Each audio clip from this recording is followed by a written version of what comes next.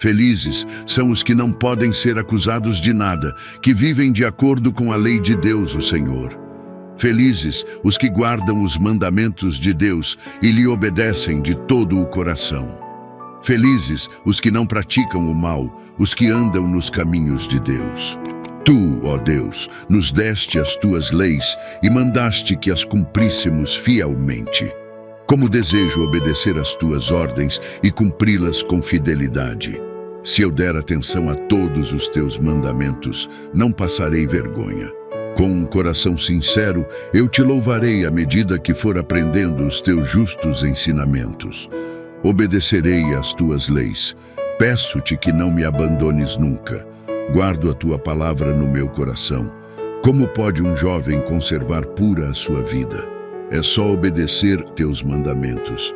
Eu procuro te servir de todo o coração. Não deixes que eu me desvie dos teus mandamentos. Guardo a tua palavra no meu coração, para não pecar contra ti. Eu te louvo, ó Senhor Deus. Ensina-me as tuas leis. Costumo repetir em voz alta todas as ordens que tens dado. Fico mais alegre em seguir os teus mandamentos do que em ser muito rico. Estudo as tuas leis e examino os teus ensinamentos. As tuas leis são o meu prazer. Não esqueço a tua palavra. Quero conhecer a tua vontade. Senhor, trata com bondade este teu servo, para que eu possa continuar vivo e obedecer a tua palavra. Abre os meus olhos para que eu possa ver as verdades maravilhosas da tua lei. Viverei poucos anos aqui na terra. Não escondas de mim os teus mandamentos. O meu coração sofre ansioso, pois em todos os momentos quero conhecer a tua vontade. Tu repreendes os orgulhosos. Os que se desviam dos teus mandamentos são malditos. Livra-me dos insultos e das zombarias deles, pois tenho obedecido aos teus ensinamentos. Mesmo que as autoridades se reúnam e contra mim façam planos, eu, que sou teu servo, meditarei nas tuas leis. Gosto de pensar nos teus ensinamentos. Eles são os meus conselheiros. Ensina-me a tua lei. Estou derrotado e caído no chão. De acordo com a tua promessa, dá-me novas forças. Contei tudo o que tenho feito, e tu me respondeste. Ensina-me os teus mandamentos. Ajuda-me a compreender as tuas leis, e eu meditarei nos teus maravilhosos ensinamentos. É tanta a minha tristeza que estou me acabando. Dá-me forças como prometeste. Não me deixes seguir o caminho errado. Com a tua bondade, ensina-me a tua lei. Eu escolhi o caminho da fidelidade e tenho dado atenção às tuas ordens. Ó Senhor Deus, tenho seguido os teus ensinamentos. Não me deixes passar pela vergonha do fracasso. Eu me apresso em obedecer teus mandamentos, porque assim tu me darás mais entendimento. Cumprirei a tua lei de todo o coração, ó Senhor Deus. Ensina-me a entender as tuas leis, e eu sempre as seguirei. Dá-me entendimento para que eu possa guardar a tua lei e cumpri-la de todo o coração. Guia-me pelo caminho dos teus mandamentos, pois neles encontro a felicidade. Faze com que eu queira obedecer teus ensinamentos, em vez de querer ajuntar riquezas. Não me deixes ficar pensando em coisas sem valor. Sê bondoso para comigo, como prometeste. Eu sou teu servo. Cumpre a promessa que me fizeste, a promessa que fazes aos que te temem. Livra-me dos insultos que me causam medo. Os teus julgamentos são bons. Eu quero muito obedecer às tuas leis. Conserva-me vivo, pois tu és justo. Os teus mandamentos me trazem alegria, ó Senhor Deus. Mostra-me o quanto me amas e livra-me dos meus inimigos, de acordo com a tua promessa.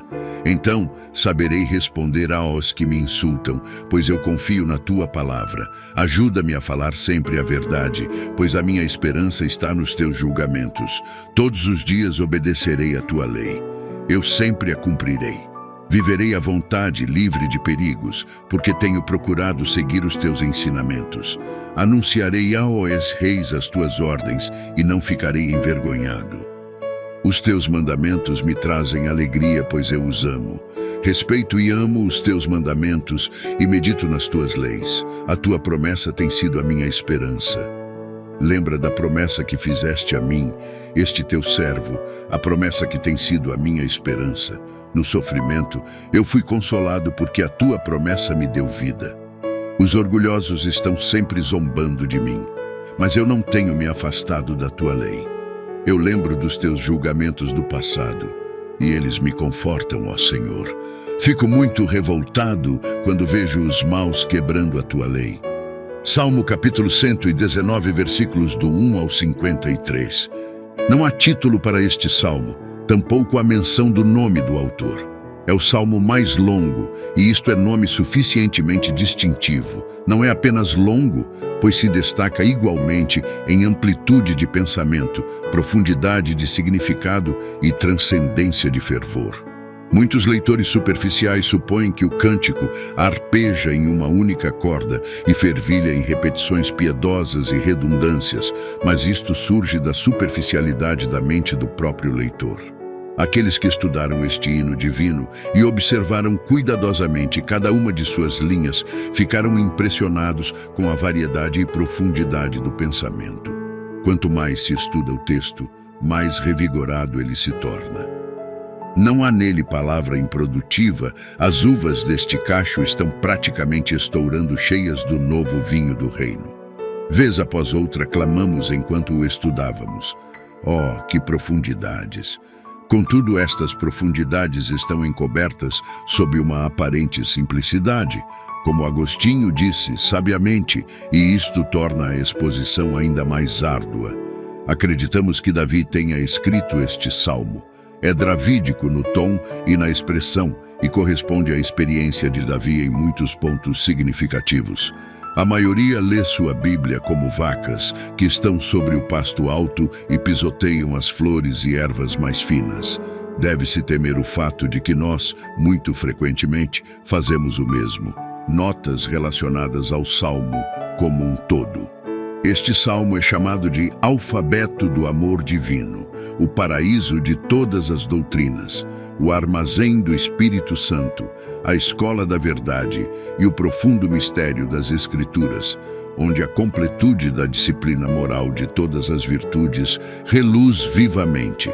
Está registrado sobre o celebrado Santo Agostinho, que entre suas obras volumosas deixou um comentário sobre o livro de Salmos, que teria adiado o comentário sobre este salmo até que tivesse terminado todo o saltério e então se rendeu. Somente pelas longas e veementes insistências de seus amigos. Por quê? Disse ele. Assim que empreendi a pensar neste texto, ele sempre excedia os poderes de meu pensamento absorto e a máxima compreensão de minhas faculdades. No livro de Matthew Henry, Relato da Vida e Morte de seu pai, Philip Henry, o autor diz: certa vez, compelindo-nos ao estudo das Escrituras, ele nos aconselhou a escolher um versículo deste salmo todas as manhãs para nele meditar e assim percorrer o salmo todo 2 vezes ao ano. E isso, disse ele, fará você se apaixonar por todo o restante das Escrituras. Ele dizia com frequência: toda a graça cresce conforme o amor pela palavra de Deus cresce. Em meio a um período tumultuado e agitado de crise política em Londres, em 1819, William Wilberforce escreve em seu diário: caminhei pela praça Hyde Park Corner, repetindo o Salmo 119 com grande consolo. George Wishart, o capelão e biógrafo de O Grande Marquês de Montrose, como ele era chamado, teria compartilhado o destino de seu ilustre patrono, marcado por uma circunstância peculiar. Quando no cadafalso ele se favoreceu do costume da época que permitia ao condenado escolher um salmo para ser cantado. Ele então escolheu o Salmo 119 e antes do 2º terço do salmo ser cantado. Chega uma carta de perdão e sua vida é poupada. Pode não ser fora de propósito acrescentar que George Wishart, bispo de Edimburgo, acima mencionado, muito frequentemente é confundido com o piedoso mártir de mesmo nome que viveu e morreu um século antes. Parece-me ser uma coleção da piedosa e devota fartura de palavras de Davi, os curtos e repentinos fôlegos de sua alma a Deus. que ele escreveu conforme ocorriam, e aproximando-se do fim tardio de seu tempo, ajuntou-os do diário onde jaziam dispersos, acrescentou-lhes muitas palavras semelhantes e os digeriu, produzindo este salmo, em que há raramente alguma coerência entre os versículos. Não conheço parte alguma das Escrituras Sagradas onde a natureza e evidência da verdade e sincera piedade são tão plena e preponderantemente instadas e delineadas como no Salmo 119. J. A. Edwards. O nome Jeová ocorre 22 vezes neste salmo. Seu tema é a palavra de Deus, que é mencionada sob um dos seguintes 10 termos: lei, caminho, testemunho, preceito, estatuto, mandamento, juízo, palavra, prescrição, verdade, em todos os versículos, com exceção do versículo 122. Os primeiros 8 versículos se ocupam de uma contemplação da bem-aventurança que vem por meio do guardar dos estatutos do Senhor. A comunhão íntima com Deus é desfrutada por meio de um amor por essa palavra, que é o caminho de Deus para comungar com a alma por seu Santo Espírito. Que cada leitor possa sentir o fulgor derramado sobre os versículos conforme prosseguem. Poderá então começar como leitor, mas em breve se curvará como suplicante. Seu estudo se tornará uma oratória e sua contemplação se aquecerá até se tornar adoração. Bem-aventurados! A verdadeira religião não é fria e seca, tem suas exclamações e enlevos. Nós não apenas julgamos que guardar a lei de Deus é sábio e adequado, mas estamos calorosamente enamorados por sua santidade e clamamos em fascinação adoradora. Bem-aventurados os irrepreensíveis, sinalizando com isto que desejamos avidamente sermos estes tais e não ansiamos felicidade maior do que sermos perfeitamente santos. Assim como Davi inicia seu salmo, também deveriam os jovens desta forma iniciar suas vidas. Deveriam novos convertidos começar sua profissão de fé. Deveriam todos os cristãos iniciar todos os dias. Estabeleçam em seus corações como primeiro postulado e norma convicta de ciência prática: santidade é felicidade. Com que facilidade pode a impureza vir sobre nós em nossas questões santas? Sim, até mesmo no caminho. Podemos inclusive sair da adoração pública ou particular com impurezas na consciência recolhidas enquanto estávamos de joelhos. A vida santa é um caminhar, um progresso constante, um avanço pacato, uma continuidade duradoura. Enoque andou com Deus. Os homens bons sempre anseiam agir melhor e, portanto, avançam. Os bons homens nunca estão ociosos e, portanto, não se deitam ou perdem tempo, mas permanecem caminhando adiante até seu fim desejado. Eles nunca são precipitados ou estão preocupados ou apressados e, assim, mantêm o sentido de seu caminho, andando continuamente em direção ao céu. Acidentado pode ser o caminho, de caráter severo o regime, dura a disciplina, todos estes conhecemos, e ainda mais, mas milhares de bem-aventuranças acumuladas ainda são encontradas no viver piedoso, pelo que bendizemos o Senhor. Temos neste salmo pessoas benditas que desfrutam de 5 coisas benditas: um caminho bendito, pureza bendita, lei bendita concedidos por um Senhor bendito e um caminhar bendito nestes aspectos. Ao que podemos acrescentar o bendito testemunho do Espírito Santo, dado nesta passagem de que são realmente os bem-aventurados do Senhor. Bem-aventurados os que guardam as suas prescrições. O quê? Uma segunda bênção? Sim, são duplamente abençoados aqueles cuja vida exterior é sustentada por um zelo interior pela glória de Deus. A bem-aventurança é atribuída àqueles que valorizam os testemunhos do Senhor, no que fica implícito que investigam as Escrituras, que ganham entendimento delas, que as amam e então, que continuam a praticá-las. A palavra de Deus é o seu testemunho ou testemunho de grandiosas e importantes verdades concernentes a Ele e ao nosso relacionamento com Ele. Isto deveríamos desejar conhecer, e conhecendo deveríamos nisto crer, E crendo, deveríamos amar. E, amando, deveríamos nos manter firmemente contra todos os opositores. Não podemos combater o bom combate, nem terminar nossa carreira, a menos que guardemos a fé. Para este fim, o Senhor deve nos guardar, e somente aqueles que são guardados pelo poder de Deus para a salvação serão sempre capazes de guardar seus testemunhos.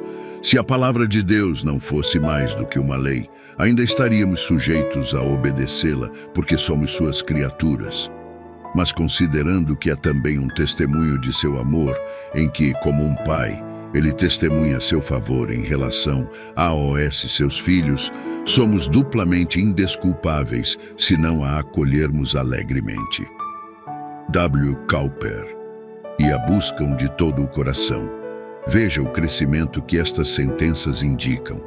Primeiro no caminho, depois caminhando nele e em seguida, encontrando e guardando o tesouro da verdade, e para coroar todos estes, buscando o próprio Senhor do caminho. O homem abençoado já tem Deus e, por esta razão, ele o busca. Isto pode parecer uma contradição, mas é apenas um paradoxo. Deus não é verdadeiramente buscado pelas frias investigações do cérebro. Devemos buscá-lo com o coração. Deus é um, e nós não o conheceremos até que o nosso coração esteja em inteireza. Um coração partido não precisa se angustiar com isto, pois nenhum coração é tão integral em suas buscas por Deus como o coração partido, em que cada fragmento suspira e clama pela face do grande Deus. Um coração pode estar dividido e não partido, e pode estar despedaçado, mas não dividido, e pode novamente ser quebrado e tornar-se inteiro, e nunca pode estar em inteireza até que tenha sido partido. Não praticam iniquidade, ou seja, eles não fazem dela um ofício e uma prática comum. Escorregam de fato, por meio da enfermidade da carne, da sutileza de Satanás e das seduções do mundo, mas eles não caminham adiante banal e habitualmente em cursos ilícitos e pecaminosos. R. Greenham. Um homem perverso peca com deliberação e deleite. Sua inclinação é fazer o mal. Ele dispõe para a carne no tocante às suas concupiscências. Romanos, capítulo 13, versículo 14. E as serve por sujeição voluntária. Tito, capítulo 3, versículo 3. Mas aqueles que são renovados pela graça não são devedores da carne. Eles adquirem outra dívida e obrigação, que é servir ao Senhor. Romanos capítulo 8, versículo 12. Se um homem for levado ao pecado de forma constante, fácil e frequente, descobre-se qual é o hábito de sua alma e a disposição de seu coração. Terrenos cobertos de plantas podem ser inundados, mas pântanos são submersos com o retorno de todas as marés. Um filho de Deus pode ocasionalmente perder o controle e agir contrariamente à inclinação da nova natureza. Mas quando os homens são afogados e vencidos pelo retorno de toda tentação, fica evidenciado um hábito de pecado, temanton, e andam nos seus caminhos. Devemos ser justos quando nos é positivo, assim como quando nos é negativo. O modo mais seguro de nos abstermos do mal é estarmos plenamente ocupados com a prática do bem. A religião de muitos homens gira em torno de nãos. Eu não sou como este publicano. Lucas, capítulo 18, versículo 11. Esse fundamento é um fracasso, ainda que não produza roseira brava ou espinheiros, não produz bom crescimento.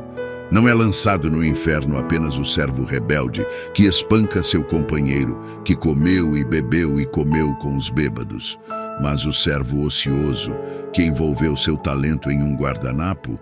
Meroz foi amaldiçoado, não por se opor e lutar, mas por não socorrer. Juízes, capítulo 15, versículo 23.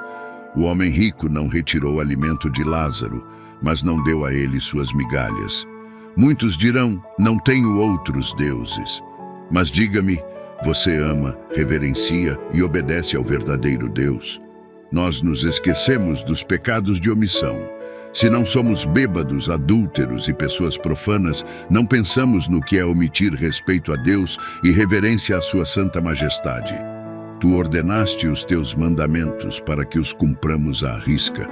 Aqueles que são diligentes nos negócios se levantam e trabalham até tarde, negam-se muito conforto e repouso. Não se cansam rapidamente e, caso se cansem, perseveram com testa cansada e olhos fatigados. Assim deveríamos servir ao Senhor. Tal mestre merece servos diligentes. Tal serviço ele exige e não se agradará com nada menos que isto. Não é benefício algum viajar rapidamente se não estamos na estrada correta. Homens já foram diligentes em negócios perdidos e quanto mais negociaram, mais perderam. Isto é ruim o suficiente no comércio. Não podemos permitir que assim seja em nossa religião. Tomara sejam firmes os meus passos, para que eu observe os teus preceitos. Nossos caminhos são, por natureza, opostos ao caminho de Deus e devem ser voltados pela orientação do Senhor para outra direção diferente da qual escolhemos originalmente, ou eles nos levarão à destruição. Podemos criar um mundo com a mesma rapidez com que podemos criar em nossos corações um pulso de vida espiritual. E, contudo, nossa inabilidade não cancela a nossa obrigação. Nossa inabilidade é nosso pecado, nossa culpa, nossa condenação, e em lugar de justificar nossa condição, ela freia nossa boca e nos deixa destituídos de qualquer súplica de defesa diante de Deus. Portanto, nossa obrigação permanece com força total. Toda a vida de um bom cristão é um desejo santo, disse Agostinho, e isto é sempre secundário à diligência, sem a qual a afeição é como Raquel, bela, mas estéril. Então não terei de que me envergonhar. Posso suportar ferroadas de escorpiões, pisar campos de fogo, em congelados golfos de mentira eterna, ser lançado para o alto em vazios intermináveis, mas não posso viver na vergonha. Quando considerarem todos os teus mandamentos, um senso permanente de dever nos tornará ousados. Temeremos o ter medo. Nenhuma vergonha na presença do homem nos impedirá quando o temor de Deus tomar posse plena de nossa mente. Não há nada de que se envergonhar em uma vida santa. Um homem pode se envergonhar de seu orgulho, de sua riqueza, de seus próprios filhos, mas ele nunca se envergonhará por haver em todos os aspectos considerado a vontade do Senhor, seu Deus. Não pode haver piedade verdadeira, exceto quando um homem pretende guardar todos os mandamentos de Deus. Se fizer uma seleção entre eles, guardando este ou aquele, conforme lhe seja mais conveniente, ou lhe pareça mais interessante ou mais popular, isto é prova plena de que ele nada sabe sobre a natureza da verdadeira religião.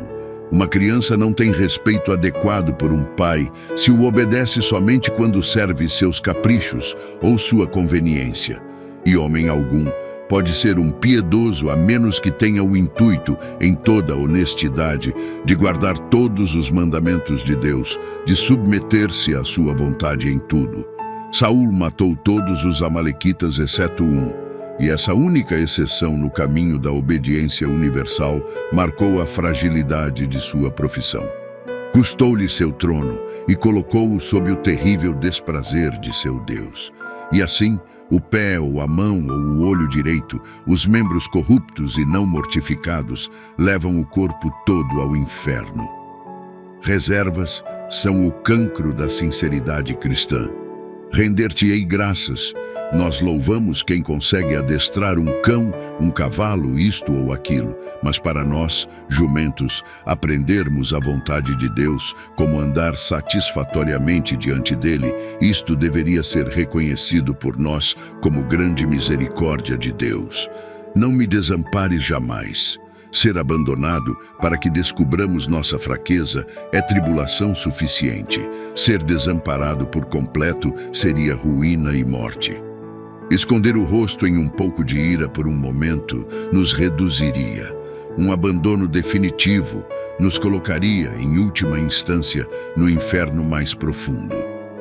De que maneira poderá o jovem guardar puro o seu caminho? Como ele se tornará e permanecerá santo? Ele não passa de um jovem repleto de paixões ardentes e pobre em conhecimento e experiência. Como ele se tornará justo e se manterá justo? Nunca houve questão mais importante para qualquer homem. Nunca houve época mais adequada para levantar tal questão do que no início da vida. Um lugar de proeminência entre outros 22, é designado ao jovem no Salmo 119. É imprescindível que assim o seja. Jovens são os suportes futuros da sociedade e o temor do Senhor, que é o princípio da sabedoria, deve começar na juventude. A força, as aspirações e as expectativas imaculadas da juventude são necessidades do mundo. Que sejam consagradas a Deus.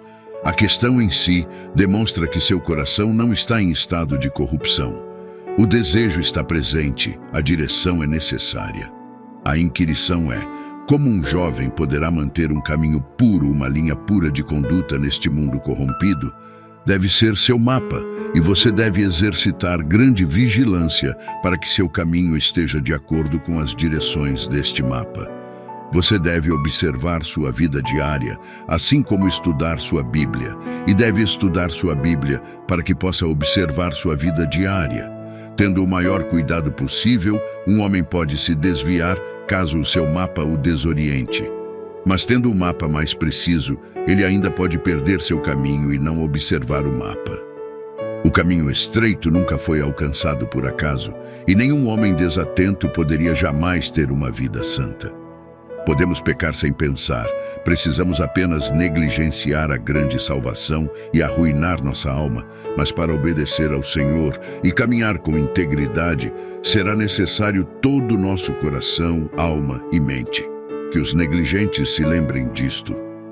Um capitão pode vigiar de seu deck a noite toda, mas se ele não conhece nada sobre a costa e não tem piloto a bordo, ele poderá estar acelerando cuidadosamente em direção ao naufrágio. Não é suficiente desejar ser justo, pois a ignorância pode nos fazer pensar que estamos executando o serviço de Deus, quando estamos provocando Deus, e o fato de sermos ignorantes não reverterá o caráter de nossa ação, ainda que muito atenue sua criminalidade. A palavra é a única arma, como a espada de Golias, a qual não havia semelhante, para talhar e cortar.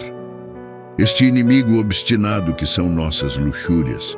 A palavra de Deus pode dominar nossas luxúrias quando estão em seu maior orgulho. Havendo um momento em que a luxúria se ira mais, é quando o sangue jovial ferve em nossas veias. A juventude é inebriada e sua luxúria é quente e impetuosa. Seu sol continua se erguendo e faz o jovem pensar que falta muito ainda para a noite. Então deve ser um braço forte o que arranca um jovem de suas luxúrias, um jovem que tem, na melhor das hipóteses, um paladar para provar o prazer sensual. Bem, deixe que a palavra de Deus encontre este jovem galante em toda a sua bravura, com seu banquete de deleites sensuais diante dele, e apenas um sussurro de algumas sílabas em seu ouvido darão à sã consciência apenas uma instigada com a ponta de sua espada, que o fará voar com grande pressa para longe delas, como os irmãos de Absalão fugiram do banquete quando viram Manom, seu irmão, assassinado à mesa. As Escrituras nos ensinam o melhor modo de viver, o modo mais nobre de sofrer e o modo mais confortável de morrer. De todo o coração te busquei. O modo mais seguro de purificar o caminho de nossa vida é buscar o próprio Deus e esforçarmos-nos para permanecer em comunhão com Ele. Não me deixes fugir aos teus mandamentos. Devemos buscá-lo tão convictamente, a ponto de não termos tempo nem desejo de sermos andarilhos e, entretanto, com toda a nossa convicção, devemos cultivar temor zeloso para que, mesmo assim, não nos percamos no caminho da santidade. Duas coisas podem ser muito semelhantes e, contudo, completamente diferentes. Santos são peregrinos, sou peregrino na terra, versículo 19, mas não são andarilhos. Eles estão passando pelo país de um inimigo, contudo sua rota é direta. Eles estão buscando o Senhor enquanto percorrem esta terra estrangeira. Seu caminho é escondido dos homens, mas eles, contudo, não se perderam de seu caminho. Guardo no coração as tuas palavras. Ele não usava o texto em seu coração como um talismã, mas o guardou dentro de seu coração como uma regra.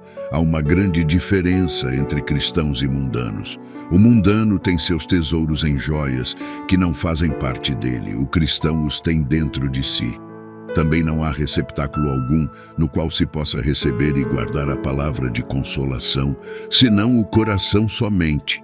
Tendo-a você somente em sua boca, ela lhe será retirada. Se você a tiver somente em seu livro, a perderá quando mais precisar dela. Mas se você a colocar em seu coração, como Maria fez com as palavras do anjo, nenhum inimigo jamais será capaz de tirá-la de você, e você descobrirá que é tesouro consolador no tempo de sua necessidade. W.M. Cooper. Esta afirmação, guardar, significa que Davi não estudou por ter ambição de estabelecer-se e fazer demonstração gloriosa diante dos homens, mas para que tivesse Deus como testemunha desse desejo secreto que morava dentro dele. Bernardo observa que o pão físico no armário pode ser comido por ratos, mofo ou detrito, mas quando é colocado no corpo, fica livre de tal perigo. Tendo Deus capacitado você a receber o alimento de sua alma em seu coração, este estará livre de todos os riscos, para não pecar contra ti. Aqui estava o objetivo almejado. Como alguém bem disse, aqui está o que há de melhor. Tuas palavras escondidas no melhor lugar em meu coração, para o melhor dos propósitos, para não pecar contra ti. Bendito és tu, Senhor. Assim que a palavra chega ao coração, surge o desejo de a observar e aprender. Quando o alimento é ingerido, o próximo passo é digeri-lo, e quando a palavra é recebida na alma, a primeira oração é: Senhor, ensina-me o seu significado. Ensina-me os teus preceitos, pois somente assim posso conhecer o caminho para ser abençoado. O Senhor é tão bendito que, tenho certeza, desejará se deleitar em abençoar outros. Homens felizes geralmente se alegram em fazer outros felizes, e certamente o Deus feliz manifestará deliberadamente a santidade, que é a fonte da felicidade. A fé impulsionou esta oração e a fundamentou, não sobre algo no homem de oração, mas somente sobre a perfeição do Deus a quem o homem faz a súplica. Ó Senhor, és bendito, portanto, abençoa-me ensinando-me. Quem quer que leia este salmo com atenção, deve observar nele uma grande característica que é: como são decisivas as suas declarações sobre o manter os mandamentos de Deus, e que nisto nada pode ser feito pela força humana, mas ele deve criar o desejo para a execução de tal dever. Com os meus lábios declarei todos os juízos da tua boca. Ter sido como Noé um pregador da justiça é grande alegria quando as enchentes se erguem e o mundo impiedoso está prestes a ser destruído. Folguei tanto no caminho dos teus testemunhos como em todas as riquezas. As riquezas são adquiridas com dificuldades, desfrutadas com tremor e perdidas com amargura. Meditarei nos teus preceitos. Aquele que tem deleite interior em alguma coisa não retirará dela a sua mente. Como o avarento frequentemente retorna para olhar seu tesouro, assim o cristão devoto, pela meditação frequente, revolve a inestimável riqueza que descobriu no livro de Senhor. Para alguns homens, a meditação é uma tarefa. Para o homem de caminho purificado é uma alegria. Não é o cavar na mina de ouro, mas o cavar prolongado, que encontra e alcança o tesouro. Não é o mergulhar no mar, mas o permanecer por mais tempo, que encontra maior quantidade de pérolas. Extrair o fio áureo da meditação em seu comprimento devido, até que os fins espirituais sejam atingidos, é conquista rara e feliz. Estude as Escrituras. Caso um homem famoso nada faça exceto escrever um excelente livro, oh, como ansiamos por vê-lo! Ou suponha que eu lhe dissesse que há na França ou na Alemanha um livro que o próprio Deus escreveu, tenho certeza de que muitos homens retirariam todo o seu dinheiro de suas carteiras para comprar esse livro. você o tem ao seu lado. Oh, que você o estude. Quando o eunuco estava rodando em sua carruagem, ele estava estudando o profeta Isaías. E não ficou irado quando Filipe chegou e, como nós consideraríamos, fez uma pergunta ousada. Compreendes o que vens lendo? Atos capítulo 8, versículos do 27 a 30. Ele se alegrou com isto. Um grande fim para o ano da remissão era a leitura da lei. Deuteronômio capítulo 31, versículos de 9 a 13. É a sabedoria de Deus que fala nas Escrituras. Lucas capítulo 11, versículo 49. Portanto, independentemente de com o que você ocupar sua mente, estude verdadeira e cuidadosamente a Bíblia. Terei prazer nos teus decretos. Não me esquecerei da tua palavra. Nunca ouvi dizer que um velho ganancioso se esqueceu do lugar onde havia enterrado seu tesouro. Nesta sessão, as tribulações do caminho aparentam ser manifestas à mente do salmista, e ele ora de acordo pedindo a ajuda que será apropriada a seu caso. Seja generoso para com o teu servo, para que eu viva e observe a tua palavra. Nós trabalhamos para ele porque ele trabalha em nós. Logo podemos criar uma corrente com os versículos de abertura das 3 primeiras oitavas deste salmo. O versículo 1 abençoa o homem santo. O versículo 9 questiona como obteremos tal santidade e o versículo 17 rastreia tal santidade até sua fonte secreta e nos mostra como manter a bênção. Quanto mais um homem valoriza a santidade, e quanto mais ele luta para obtê-la, ele compreenderá mais claramente que sua própria força é insuficiente e que não pode nem mesmo viver sem o generoso auxílio do Senhor, seu Deus. Desvenda os meus olhos.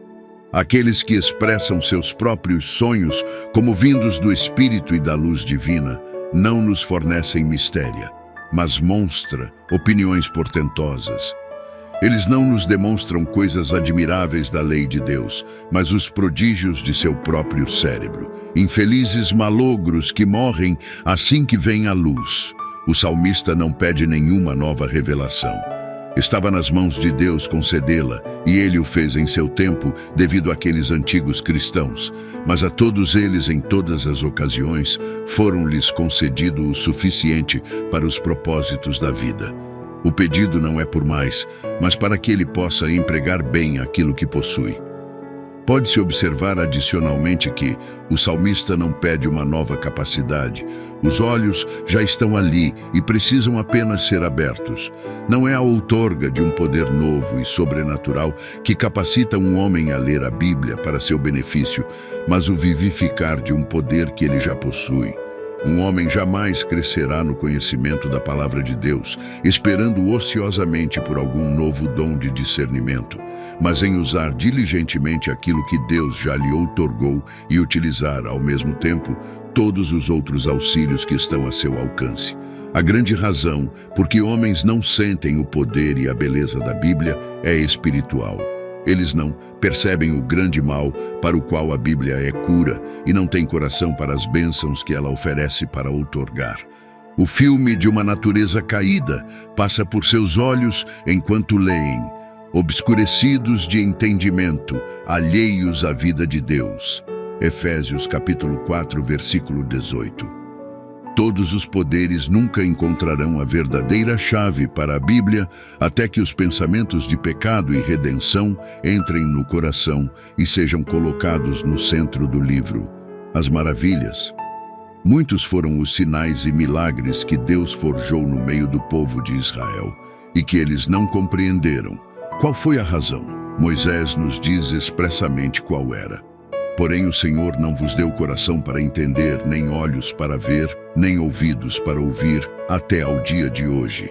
Deuteronômio capítulo 29, versículo 4.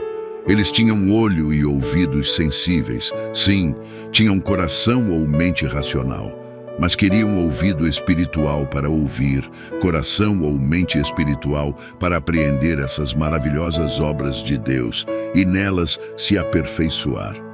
E eles não os tinham porque Deus não lhes havia concedido tais olhos, ouvidos e coração. As maravilhas sem a graça não conseguem abrir os olhos plenamente, mas a graça sem as maravilhas pode. Por que ele utiliza esta palavra maravilha? É como se ele tivesse dito: ainda que o mundo considere a lei de Deus levianamente e aparente ter sido concedida apenas a almas simples e jovens crianças, contudo percebe-se tal sabedoria nela que ultrapassa toda a sabedoria do mundo e que nela estão ocultos maravilhosos segredos. Versículos 18 e 19. Quando eu não posso ter Moisés para me falar sobre o significado, disse Santo Agostinho, dê-me o Espírito que concedeste a Moisés. Sou peregrino na terra. Esta confissão de um andarilho solitário teria pouco significado comparativo, mas na boca de alguém que estava provavelmente cercado de todas as fontes de deleite mundano, demonstra de modo patente a vaidade das melhores alegrias da terra e a tendência celestial que tem a religião da Bíblia. O maior cuidado de um homem deveria ser com o local onde ele vive por mais tempo. Portanto, a eternidade deveria ser seu escopo. Quando uma criança nasce, fala-se dela algumas vezes com a designação de o pequeno desconhecido. Amigos ligam perguntando se teriam o privilégio de visitar o pequeno desconhecido.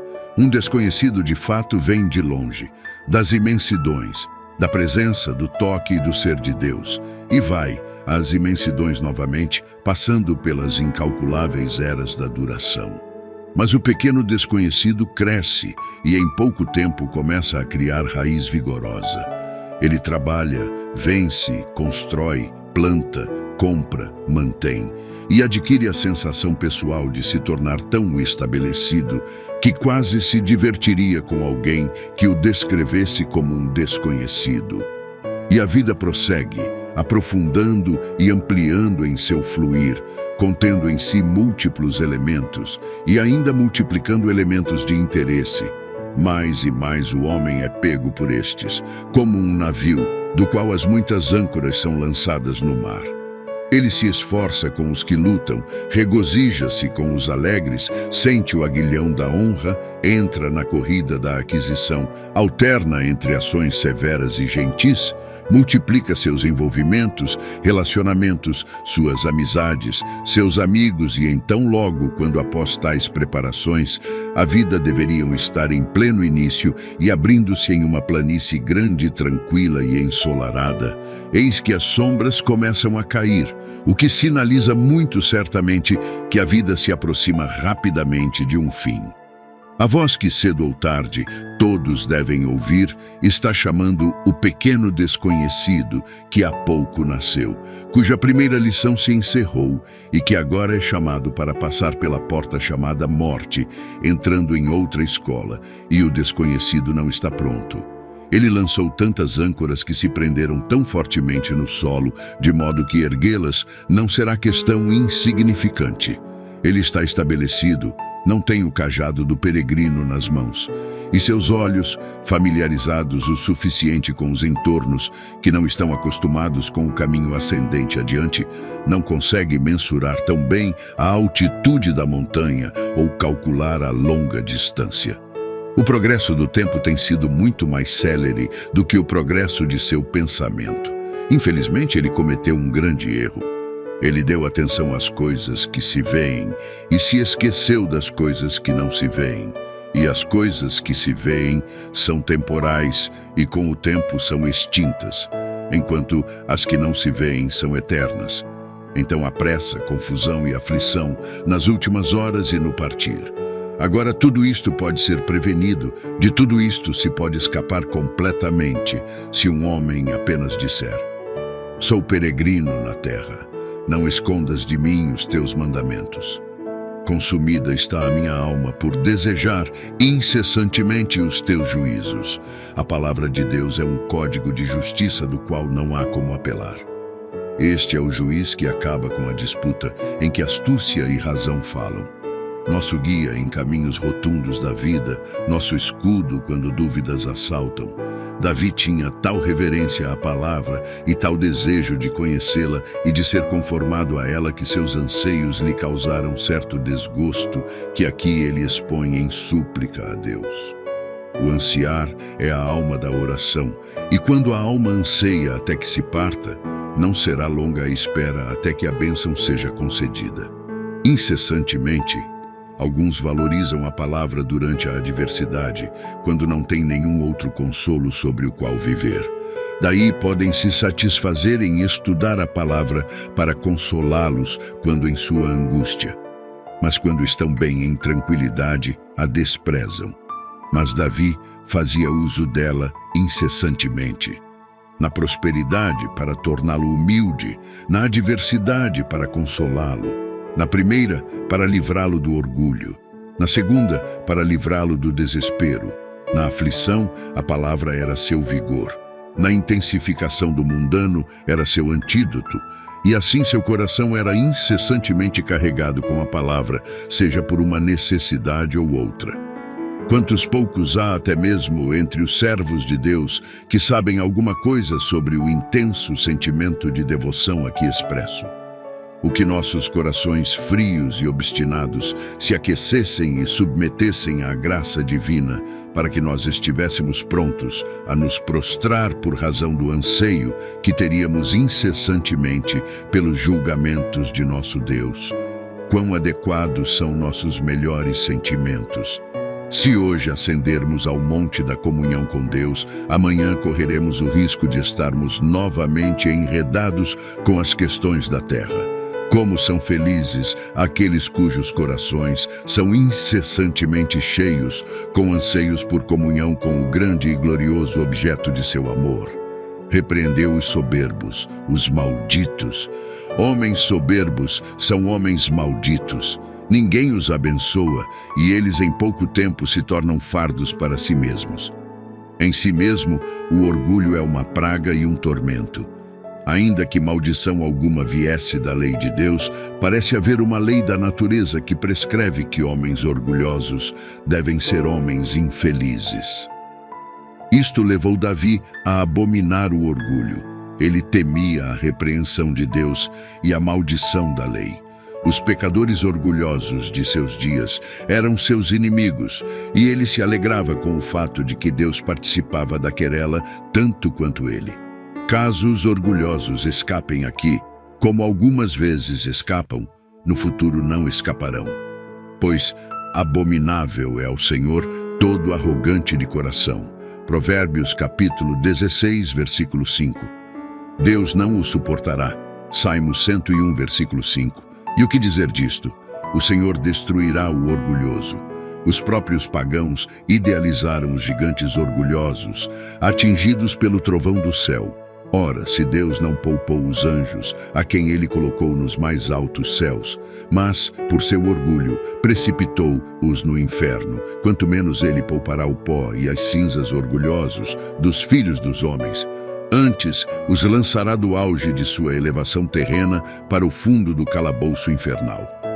A humildade faz de homens anjos, o orgulho faz de anjos demônios. Nunca a alma escapou da vingança do orgulho, nunca escapará. Tão certamente como Deus é justo, o orgulho não ficará impune. Abaixo suas orgulhosas plumas, ó vocês pavões do mundo, olhem para suas pernas escuras e sua cabeça como de cobra. Envergonhem-se de suas miseráveis fragilidades. Caso contrário, Deus as rebaixará com vocês em uma vingança aterradora. Portanto, homens orgulhosos serão chamados de inimigos de Deus, porque como o ganancioso arranca riquezas dos homens, assim o orgulhoso arranca a honra de Deus. Homens orgulhosos suportam a maldição de nunca ter amigos. Não os têm na prosperidade, porque a ninguém conhecem, nem na adversidade, porque então ninguém os conhece, que se desviam dos teus mandamentos. Deus repreende o orgulho, até mesmo quando as multidões prestam homenagem a ele, pois vê nele a rebelião contra sua própria majestade e as sementes de ainda outras rebeliões. É a totalidade do pecado. Maneira de lidar com a calúnia é orar sobre ela. Deus a removerá ou removerá dela o aguilhão. Nossas próprias tentativas de nos justificarmos são geralmente fracassadas. Somos como um menino que desejava remover o borrão de sua réplica e, por sua inaptidão, tornou-o 10 vezes pior. Quando sofremos uma calúnia, é melhor orar sobre ela do que buscar a lei e exigir uma retratação do inventor. Vocês que são repreendidos, levem suas questões até a corte mais elevada e deixem-nas com o juiz de toda a terra. Mas o teu servo considerou nos teus decretos. Quem eram estes perversos para que roubassem de Deus a atenção que seu servo lhe dava ou privar o escolhido do Senhor de um momento de comunhão devota? As multidões de príncipes não eram dignas de 5 minutos de consideração se estes 5 minutos precisassem ser retirados da santa meditação. É muito belo ver os 2 assentos. O príncipe em seu assento para reprovar Davi e Davi, assentado com Deus e sua Bíblia, respondendo aos seus difamadores, simplesmente em não os responder de modo algum. Aqueles que se alimentam da palavra crescem fortes e em paz, e pela graça de Deus são escondidos do conflito de línguas. Como agricultores que, quando seu solo se alaga com águas, constroem fossos e sulcos para drená-las. Assim também, quando nossas mentes e nossos pensamentos transbordam com aflições, é bom redirecioná-los para alguma outra questão. É impossível viver de modo cristão ou confortável sem o uso diário das Escrituras. É absolutamente necessário para nossa orientação em todos os nossos caminhos antes que os comecemos e quando os finalizamos, para garantir a nossa aprovação deles, para solucionarmos nossas dúvidas e nos consolar em nossas tristezas. Sem ela, nossa consciência é um guia cego e nos leva em uma névoa de ignorância, erro e confusão. Se o Salmo 119 veio da pena de Davi, como multidões creem, então eu não me surpreendo com o fato de que tantos conectaram sua composição com a estada de Davi na escola de profetas em Naiote. A calmaria em que ele então se encontrava e os estudos quais na época se dedicava podem muito bem ter guiado suas meditações na direção desse código alfabético. Enquanto nele não há poucas expressões que, no mínimo, possam ter referência particular aos perigos dos quais Davi tão recentemente escapara e pelos quais ainda era ameaçado. Tais, por exemplo, são os seguintes: assentaram-se príncipes e falaram contra mim, mas o teu servo considerou nos teus decretos. Os soberbos zombam continuamente de mim, todavia não me afasto da tua lei. Exposição dos versículos 25 a 32. Nestes versículos, veremos a influência da palavra divina sobre um coração que lamenta suas tendências decadentes e está repleto de lamento por seus arredores sufocantes. Poderíamos ter suposto, quando lemos pela primeira vez o Salmo do Bom Pastor, que poderia ter vindo de um coração que anela por Deus tão frequente e amargamente. Nunca poderíamos imaginar que se tornaria tão frio, tão seco, tão sombrio dentro de um coração que em um período anterior provara tanto do poder do que está por vir. Ó tristes horas, quando os raios do sol parecem extintos e nada resta exceto um disco vermelho sangue, o ardor do primeiro amor se esfria. Os cuidados terrenos e pecados foram, por assim dizer, anexados como um prumo de chumbo às asas da alma, que Deus sabe voaria para o alto. Vivifica-me. E verdadeiramente muitas vezes os filhos de Deus são levados à situação em que têm apenas a palavra de Deus para sustentá-los. Não há o senso da misericórdia ou a disposição espiritual. Ao contrário, densas trevas, medos e temores terríveis. São sustentados somente pela confiança na promessa de Deus e na esperança de que Ele os restaurará novamente à vida, porque faz parte de sua honradez acabar com o trabalho que Ele começou. Vivifica-me. Esta frase ocorre 9 vezes e somente neste salmo. É de grande importância, pois expressa a mudança espiritual pela qual um filho de Adão se torna filho de Deus. Sua fonte é Deus. O instrumento pelo qual é efetuado é a palavra, versículo 50. e tu me valeste. A bondade de Deus é vista no fato de que Ele ouve o que colocamos diante dele. Se homens grandiosos permitem que um pobre homem conte sua história longamente, consideramos isto paciência honrável. Mas é a glória de Deus ouvir nossas necessidades, nossas fraquezas advindas do pecado. A invencibilidade de nossos males, nossa máxima impotência em nós mesmos até para buscar reparação. Esse modo de procedimento perderia o favor dos homens, mas ganharia o de Deus. Quando mais humildemente confessarmos todas as nossas necessidades, mais confiantes podemos ficar de que Deus nos ouvirá. Ele ensina os mansos, pois o erudito manso dará a seu mestre a honra daquilo que aprendeu. Ensina-me os teus decretos, misericórdia que perdoa a transgressão e nos faz almejar a graça que evita a transgressão. Podemos pedir ousadamente que tenhamos mais quando Deus já tiver nos concedido muito. Ele que apagou a mancha do passado não se recusará a conceder o que nos preservará de impureza presente e futura. A minha alma, de tristeza, verte lágrimas. Ele estava se dissolvendo em lágrimas. A força sólida de sua constituição estava se liquefazendo, como se fosse fundida pelo calor da fornalha de suas aflições. O peso de coração é algo letal, e quando é abundante, ameaça transformar a vida em uma longa morte, em que o homem parece gotejar em perpétuo gotejamento de pesar. Lágrimas são o destilar do coração. Quando um homem pranteia, ele consome sua alma. Alguns de nós sabemos o que significa grande tristeza, pois fomos colocados sob seu poder vez após outra, e com frequência nos sentimos como se derramados como água e perto de sermos como água entornada no chão, para nunca mais ser recolhida. Há um ponto a favor neste estado de abatimento, pois é melhor ser derretido por pesar do que endurecido por impenitência. Registra a vida interior de sua alma. No versículo 20 ele diz: consumida está a minha alma. No versículo 25, a minha alma está apegada ao pó, e aqui minha alma verte.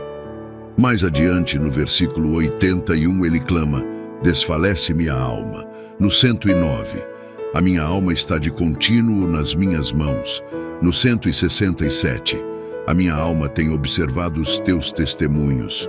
E, finalmente, no 175, viva a minha alma. Que diferença há entre os vivos espiritualmente e os mortos espiritualmente? Fortalece-me.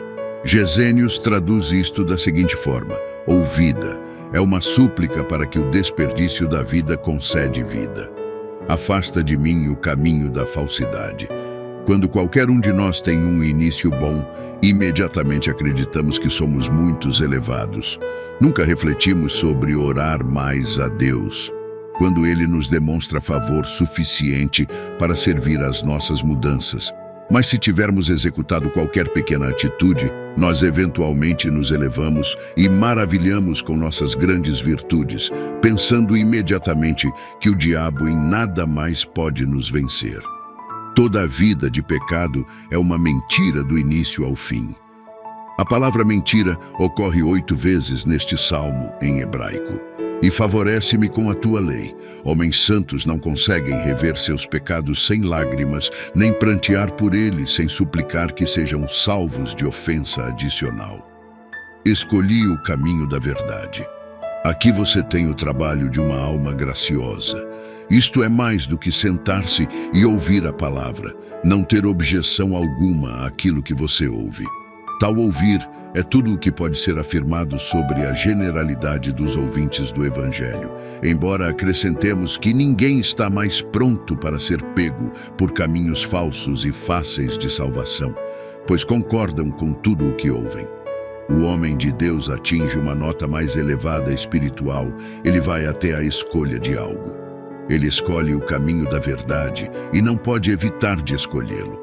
É a inclinação de sua natureza renovada, de fato o efeito de tudo o que ele tem suplicado. Como agiremos? O caminho da verdade é tudo o que Deus revelou com relação a seu Filho Jesus. O coração disposto escolhe este caminho e tudo o que faz parte dele, sua amargura, autonegação, assim como o consolo. Um salvador do pecado, assim como um salvador do inferno. Um salvador cujo espírito pode guiar da falta de oração para a piedade, da ociosidade no sábado para um guardar santo desse dia, da auto-busca à busca de Cristo, da negligência, da conduta inconsistente para um observar cuidadoso de toda a vontade de Deus. Onde o povo de Deus se encontra, que estes se deleitem em estar. Ó, que sejam abundantes entre nós. Há 3 tipos de verdade: verdade no coração, verdade na palavra, verdade em atitudes. 2 Reis, capítulo 20, versículo 3. Zacarias, capítulo 8, versículo 16. Hebreus, capítulo 10, versículo 22. O cristão que decide está destinado a ser aquele que permanece, ao passo que o cristão, por conveniência, oscila quando o vento muda. A minha alma está apegada ao pó. Ele deveria dizer aqui: aos teus testemunhos me apego, pois é a mesma palavra no original em ambos os versículos. O todo é compatível com a experiência do cristão. Neste todo está o corpo do pecado residente e está o princípio imortal da graça divina. Há uma disputa entre eles, porque a carne milita contra o espírito e o espírito contra a carne. Gálatas, capítulo 5, versículo 17. E o cristão é constrangido a clamar: desventurado homem que sou. Romanos, capítulo 7, versículo 24. Este é o caso e todos os cristãos assim o veem. Enquanto a alma, muitas vezes, sente-se rachando até virar pó, o espírito luta para se unir, tornando-se testemunho de Deus. Então o cristão ora: não permitas, Senhor, seja eu envergonhado. E, irmãos, mantendo-se próximo a Cristo, vocês não serão envergonhados por toda a eternidade. Percorrerei o caminho dos teus mandamentos.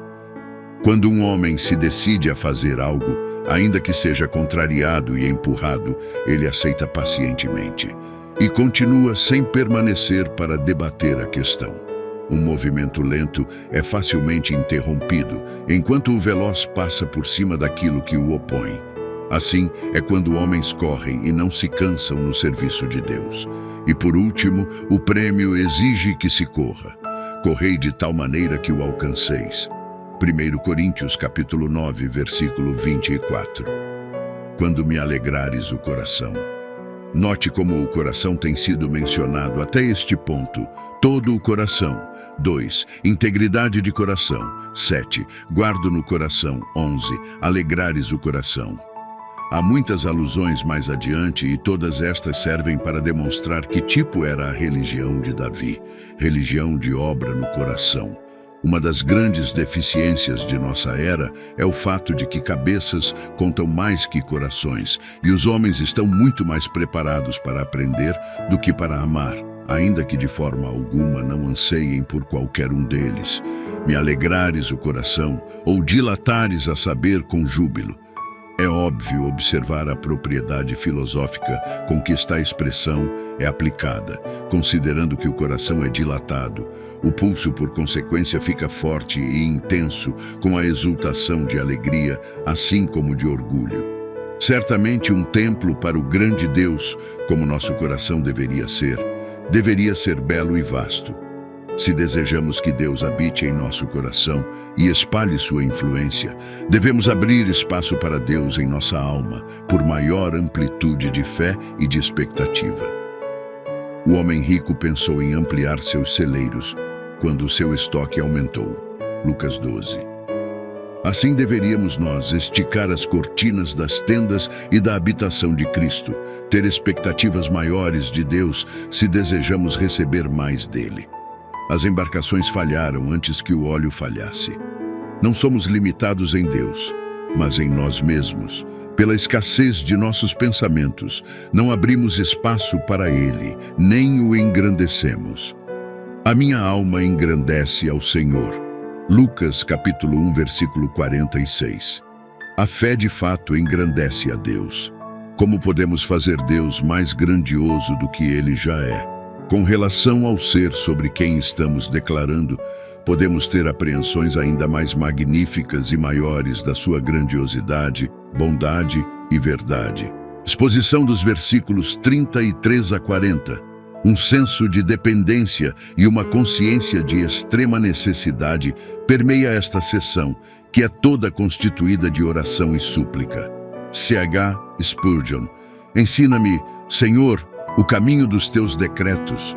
Benditas palavras como de criança, vindas dos lábios de um cristão idoso, vivido, e ele um rei, e homem inspirado por Deus.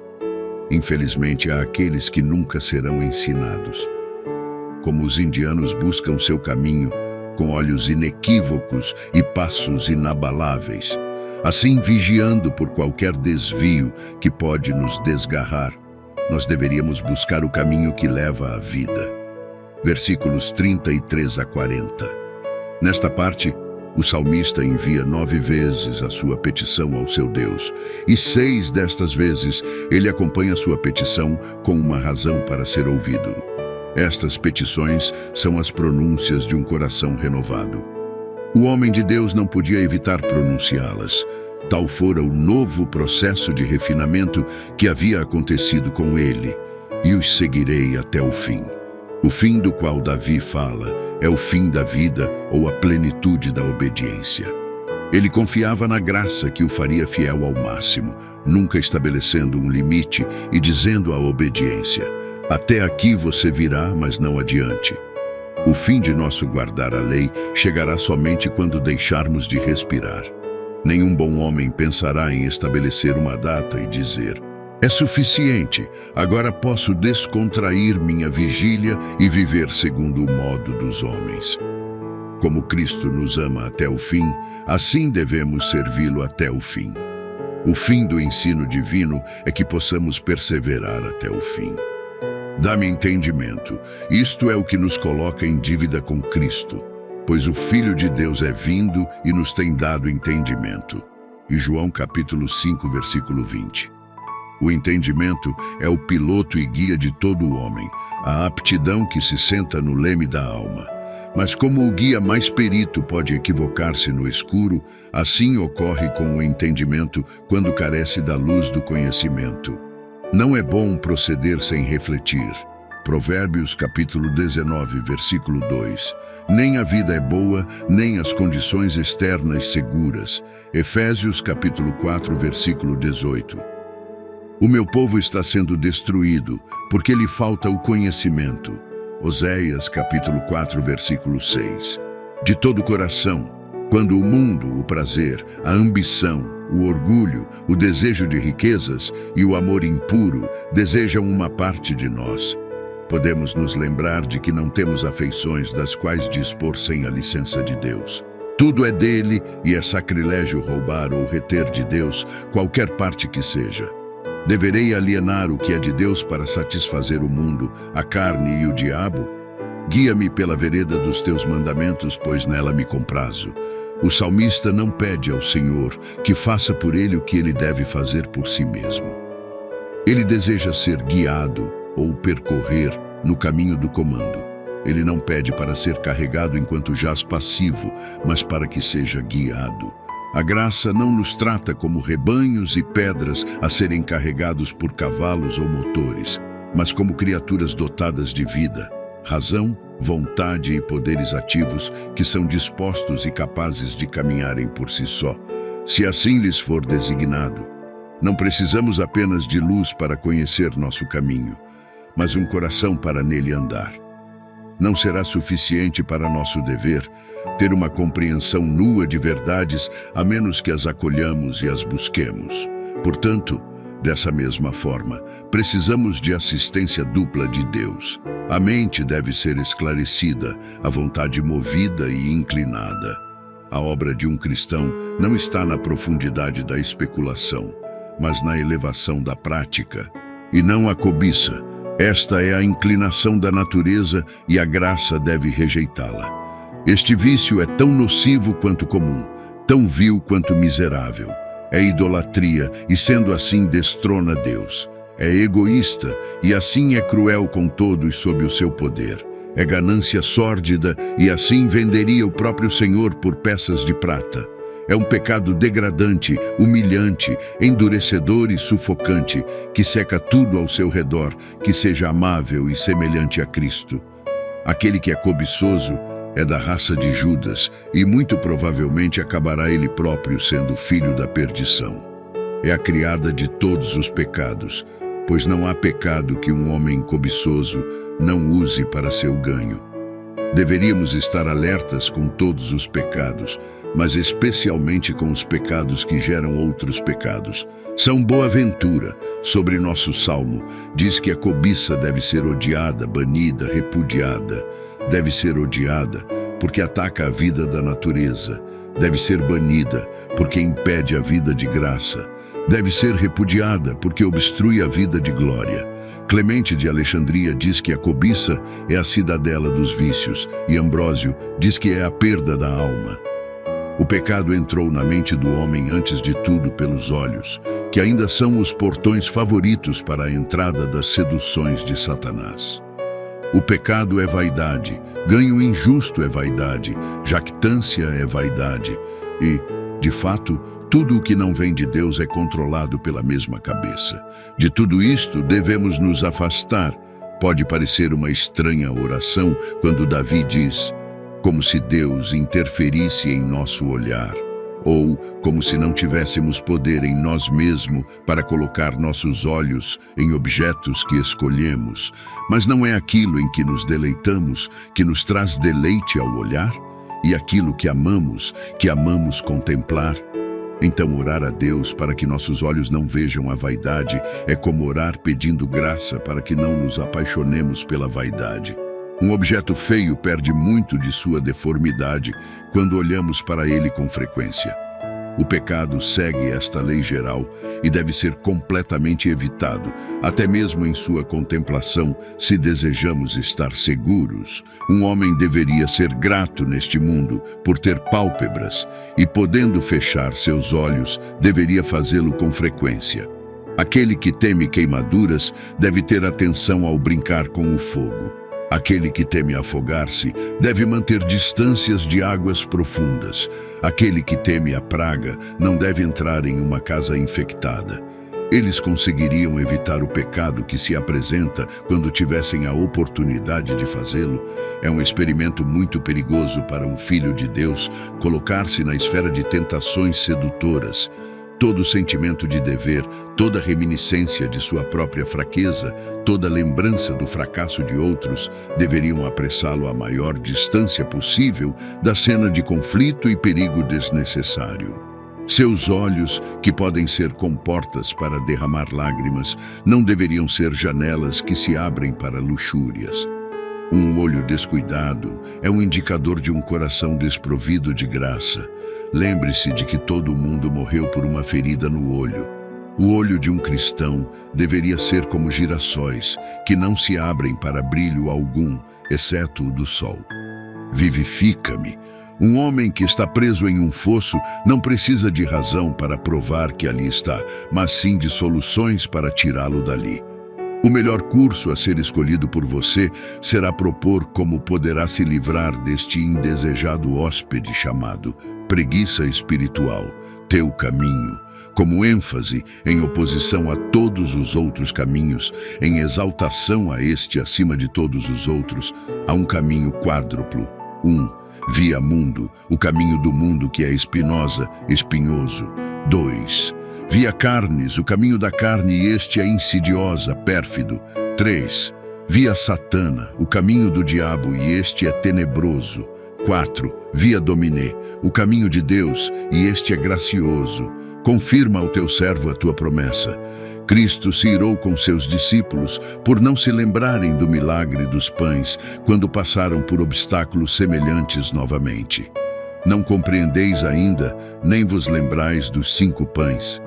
Ao ensinarmos uma criança a soletrar, ficamos irados se ao mostrar a ela a letra 1, 2 ou 3 vezes, ela ainda se equivoque quando vir a letra novamente. Então Deus se ira conosco quando vivenciamos sua palavra nesta, naquela e em outra providência e, contudo, nossas dúvidas retornam a nós. feita aos que te temem. Nunca seremos enraizados e fundamentados em nossas crenças, a menos que pratiquemos diariamente o que professamos crer. A certeza plena é a recompensa da obediência. As respostas à oração são dadas àqueles cujos corações respondem ao comando do Senhor.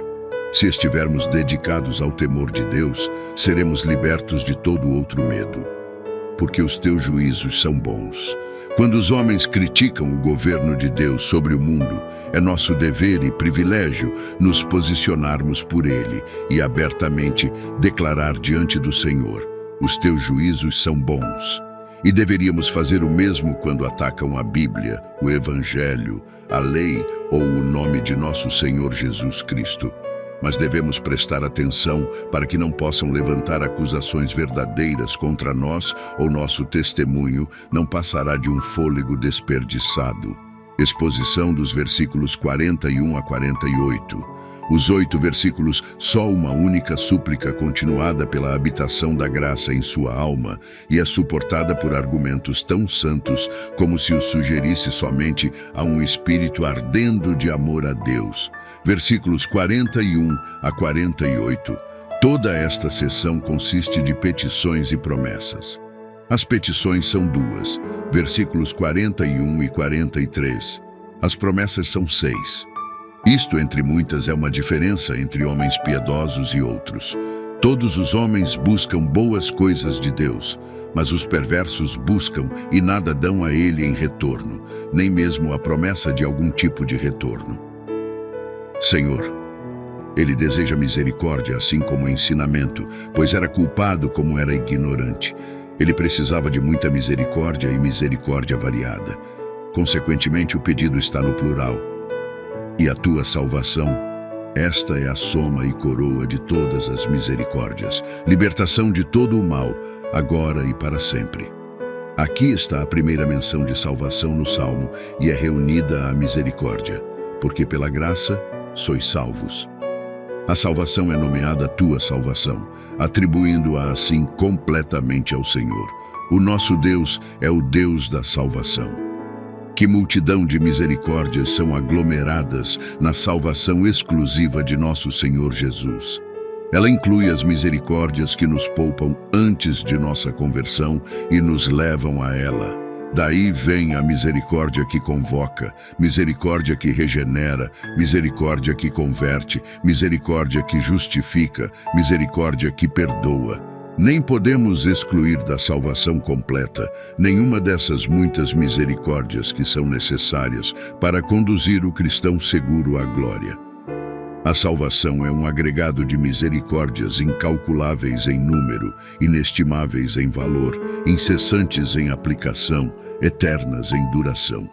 Ao Deus de nossas misericórdias seja a glória para todo o sempre. E saberei responder aos que me insultam. Esta é uma resposta irretorquível, quando Deus, ao nos conceder salvação, dá a nossas orações uma resposta de paz. Estamos imediatamente prontos para responder às objeções dos infiéis, às artimanhas dos céticos e às zombarias dos insultuosos. Assim, um homem de pouco aprendizado, exceto aquele que auferiu da Bíblia, pode com frequência silenciar os sofismas e opróbrios dos céticos doutos.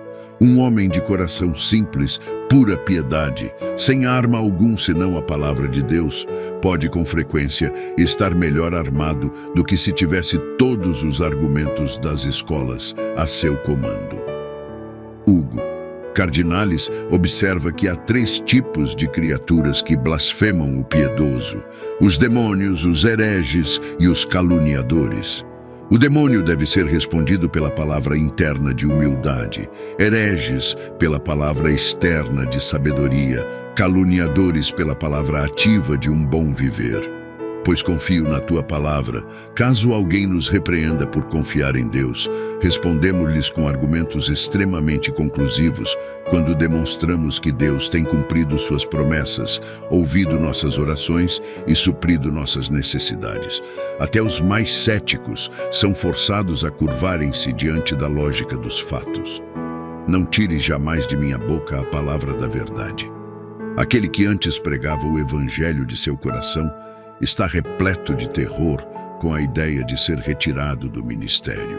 Ele almejará a permissão por uma pequena parte no Santo Testemunho e considerará seus estúpidos sábados como dias de banimento e punição. A eloquência em si se torna tola se a consciência for má. Os pássaros do céu vêm e tomam a palavra de sua boca ao tomarem a semente da palavra do solo pedregoso para que não dê fruto.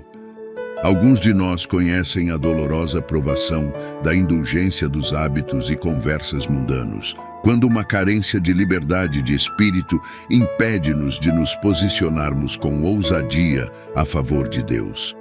Podemos talvez invocar a alegação de acanhamento ou precaução criteriosa como desculpa para o silêncio que, contudo, em muitas instâncias, devemos considerar como uma cobertura de auto-engano para a verdadeira causa do comedimento, a carência de apreensão da misericórdia de Deus para a alma.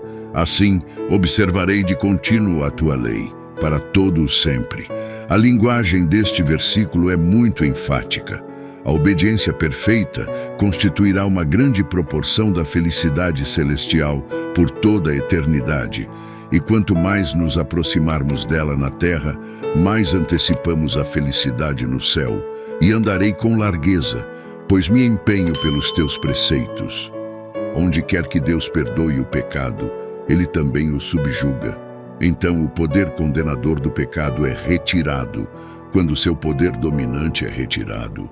Estando um malfeitor na prisão, como saberá que seu príncipe o perdoou? Vindo um carcereiro que quebre suas correntes e grilhões e o solte da prisão, então ele saberá que foi perdoado. Assim, como saberemos que Deus nos perdoou? Se os grilhões do pecado são quebrados, caminhamos em liberdade nos caminhos de Deus. Este é um bendito sinal de que fomos perdoados. Há um estado, irmãos, em que reconhecemos Deus, mas não o amamos em Cristo. É esse estado em que admiramos o que é excelente, mas não somos capazes de executá-lo. É um estado em que o amor pelo bem acaba em nada, morrendo em um mero desejo. Esse é um estado da natureza em que estamos sob a lei e não convertidos ao amor de Cristo. E então há outro estado, quando Deus escreve a sua lei em nossos corações, pelo amor em lugar do medo. Um dos estados é este: não posso fazer aquilo que desejo. O outro estado é seguinte: caminharei em liberdade, pois busco teus mandamentos. Aquele que vai pelo caminho trilhado e correto não terá espinheiros atingindo-o nos olhos. Homens da mais grandiosa santidade têm sido homens da mais grandiosa ousadia. Latimer foi um homem de muita santidade, considerando as trevas e profanidade dos tempos em que ele vivia, e um homem de muita coragem e ousadia, comprovadas por seu presente de Ano Novo ao rei Henrique VIII, um Novo Testamento embrulhado em um guardanapo com este mote ou lema relacionado: incitadores da prostituição e adúlteros, Deus os julgará. Terei prazer nos teus mandamentos. Aquele que deseja pregar com ousadia a outros deve antes ele mesmo deleitar-se na prática daquilo que prega. Teus mandamentos, os quais amo. Sobre a palavra amo, o carmelita cita 2 ditos de filósofos antigos que ele recomenda serem aceitos por aqueles que aprenderam a filosofia do Evangelho, que é a mais verdadeira. O primeiro é a resposta de Aristóteles à questão sobre que benefício ele teria obtido da filosofia. Eu aprendi a fazer sem constrangimento o que os outros fazem por medo da lei. O segundo é um dito muito similar de Aristipo: se as leis se perdessem, todos nós viveríamos como vivemos agora, enquanto elas estão em vigor. E para nós, todo o versículo é resumido nas palavras de um mestre ainda maior do que eles: se alguém me ama, guardará a minha palavra. Para os teus mandamentos que amo, levantarei as mãos. Mas agora o mundo está repleto de cristãos mutilados, ou lhes falta uma orelha e não podem ouvir a palavra de Deus, ou uma língua e não podem dela falar. Ou, se têm ambas, lhes faltam mãos e não podem praticá-la. Abraão Ezra explica, e talvez corretamente, que a metáfora neste local é tirada de uma ação daqueles que recebem qualquer pessoa que ao vê-las lhes alegre ou orgulhe. Lembra-te da promessa que fizeste ao teu servo. Há um mundo de significados na palavra lembra, ao ser dirigida a Deus. Ela é usada nas Escrituras no sentido mais afetuoso e é adequada a aflitos e deprimidos. O salmista clamou: lembra-te, Senhor, a favor de Davi, de todas as suas provações. Jó também orou para que o Senhor lhe designasse um tempo estabelecido e se lembrasse dele. No caso vigente, a oração é tão pessoal como o lembra-te do ladrão, pois sua essência está nas palavras, ao teu servo. Seria tudo em vão para nós se a promessa fosse lembrada para todos os outros e não se cumprisse para nós. Mas não há o que temer, pois o Senhor jamais esqueceu-se de uma única promessa feita a um cristão sequer. Aqueles que fazem das promessas de Deus a sua porção podem, com humilde ousadia, fazer delas sua súplica. Deus concedeu a promessa em que o salmista tinha esperança e a esperança pela qual ele recebeu a promessa. O que me consola na minha angústia é isto, que a tua palavra me vivifica. O mundano agarra seu saco de dinheiro e diz: isto é meu consolo. O esbanjador aponta para a sua elegância e brada: isto é meu consolo. O bêbado ergue seu copo e canta: este é o meu consolo. Mas o homem cuja esperança vem de Deus sente o poder vivificador da palavra do Senhor e testifica: isto é o meu consolo. Paulo disse: sei em quem tenho crido. O consolo é desejável em todos os momentos, mas o consolo na aflição é como uma lâmpada em um lugar escuro. Alguns não são capazes de encontrar consolo em tais momentos, mas não é isso que ocorre com os cristãos, pois seu Salvador lhes disse: não vos deixarei órfãos. Alguns têm consolo e nenhuma aflição, outros têm aflição e consolo algum, mas os santos têm consolo em sua aflição. Consolo, Neshama, consolação, de onde o nome Neemias foi derivado. A palavra ocorre apenas em Jó capítulo 6, versículo 9. As lágrimas são as criadoras da alegria espiritual. Quando Ana pranteou, ela se foi e já não mais estava triste. A abelha coleta o melhor mel das ervas mais amargas. Cristo fez o melhor vinho utilizando água. A tua palavra me vivifica. Bendito seja Deus por não ter apenas escrito sua palavra, mas tê-la selado em seu coração e a tornado efetiva. Você pode dizer que tem inspiração divina por ter sentido sua ação viva? Ó graça livre, que esse Deus enviaria sua palavra e o curaria, que ele o curaria e não outros. Que essa mesma escritura, que para eles é letra morta, seja para você o saborear da vida. Os soberbos zombam continuamente de mim. Os homens devem ter olhos inusitados para conseguirem enxergar na fé uma farsa e na santidade uma comédia. Contudo, infelizmente, este é o caso de homens que, tendo perspicácia reduzida, conseguem esboçar amplo sorriso ao zombar de um santo. Pecadores orgulhosos fazem de homens piedosos bolas de futebol. Eles chamam de diversão estrondosa o caricaturar um membro fiel do Clube Santo. Seus métodos de viver cauteloso são o material de suas piadas sobre o metodista. E seu ódio pelo pecado faz suas línguas abanarem para o tão confrontado puritanismo e a hipocrisia austera. Tendo sido Davi grandemente zombado, não podemos esperar escapar do escárnio dos impiedosos. Há multidões de homens orgulhosos ainda sobre a face da terra, e se encontram um cristão em aflição, serão maldosos e cruéis o suficiente para divertirem-se às suas custas. É a natureza do filho da escrava zombar do filho da promessa.